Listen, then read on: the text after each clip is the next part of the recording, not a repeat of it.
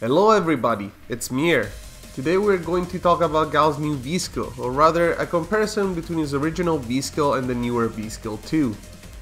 Everyone always wants to know which V-Skill should they pick for their character.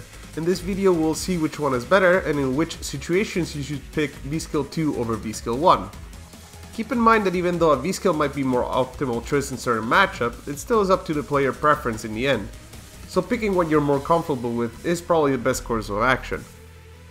Let's start by looking at Guile's V-Skill 1, Sonic Blade.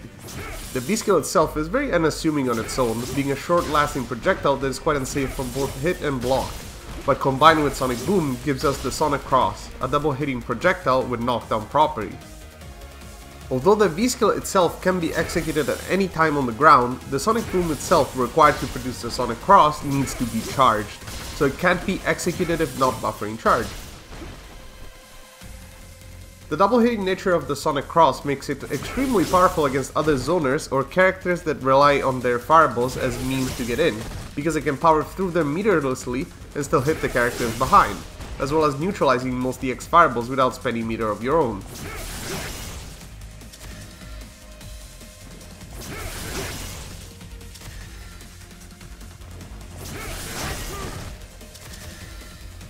This is also very effective against moves with armor properties.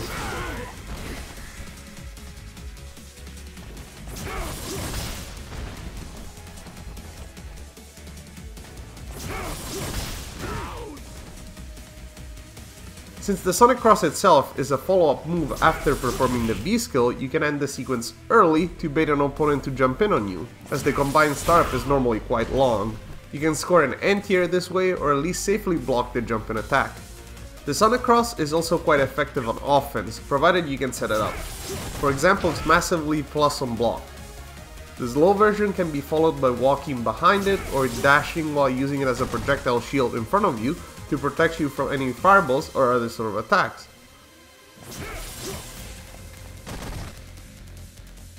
The fast Sonic Cross is comparable to the EX Sonic Boom in the sense that, with the right timing, it can be fast enough to catch the opponent's recovery after throwing a fireball. The EX version hits 3 times, and it's so fast that you can use it to whip punish low moves even from full screen if you react in time.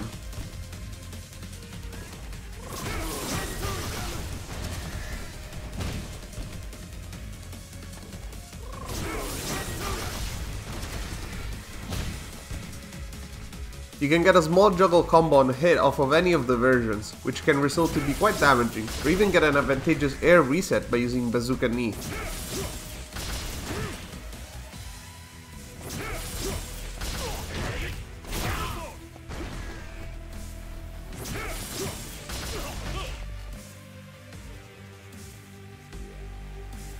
Even though Guile's target combos with V-Skill don't juggle into it mid-screen, they can be used in the corner and followed up after.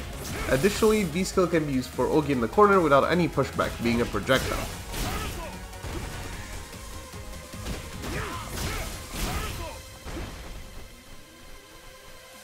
Now we're ready to examine V-Skill 2, Dive Sonic. Guile quickly jumps in the air and throws a Sonic Boom diagonally downwards at the opponent. This move requires no charge, and so it can be performed even when walking forward. It can hop over most normals and fireballs, even punishing the opponent's recovery if done at the right time. Hopping over the fireballs itself is very consistent and doesn't require specific timing. The move itself is plus on hit, more specifically plus 4 if the opponent is hit standing point blank, and plus 10 on a crouching opponent. If near enough, it's possible to convert into additional damage and a knockdown. Being a projectile can be made to be even more plus with spacing, but usually that means giving up on the opportunity to convert into other moves.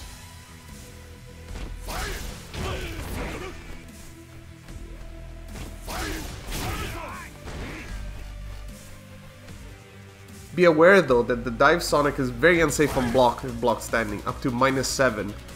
It is safe if blocked crouching, but if performed point blank, the projectile would just whiff over the opponent's head, making it extremely punishable.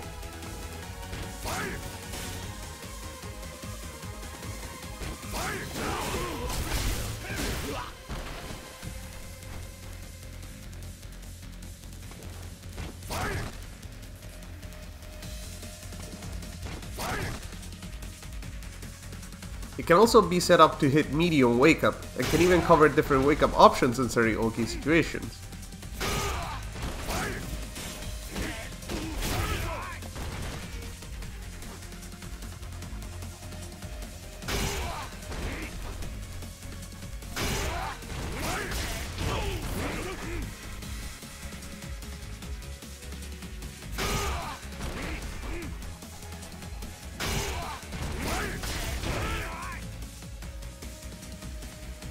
It's worth noting that the move is throw invulnerable by virtue of the fact that it is airborne, so it can be used as a throw bait. I would personally advise against it, as the move is quite unsafe at point blank range, and the reward is the same as your reverse spin kick or upside down kick, which is also throw invulnerable and much safer, only -2 on block. Another very important property of this skill 2 is that you're able to juggle into it mid-screen from your 2 target combos that lead into 4 hard punch. This actually gives you your strongest meterless damage for 4 frames and 6 frames of startup respectively, but requires the opponent to be standing and you to be quite close to them, as the standing medium punches very poor range. This improves Guile's point blank punishment substantially.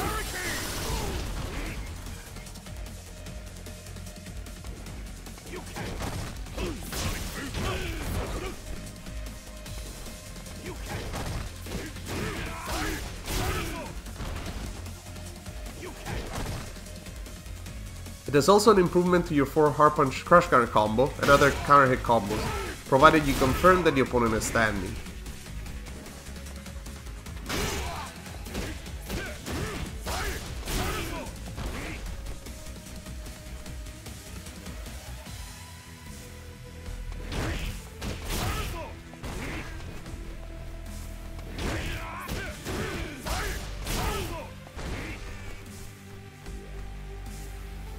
And last but not least, Dive Sonic also provides new and more damaging combo routes in the corner during V-Trigger 1 for Guile's Sonic Boom loops. I'll just show an example here, but if you guys are curious about the new loops, please let me know in the comments. I'll make sure to release another video explaining them in detail.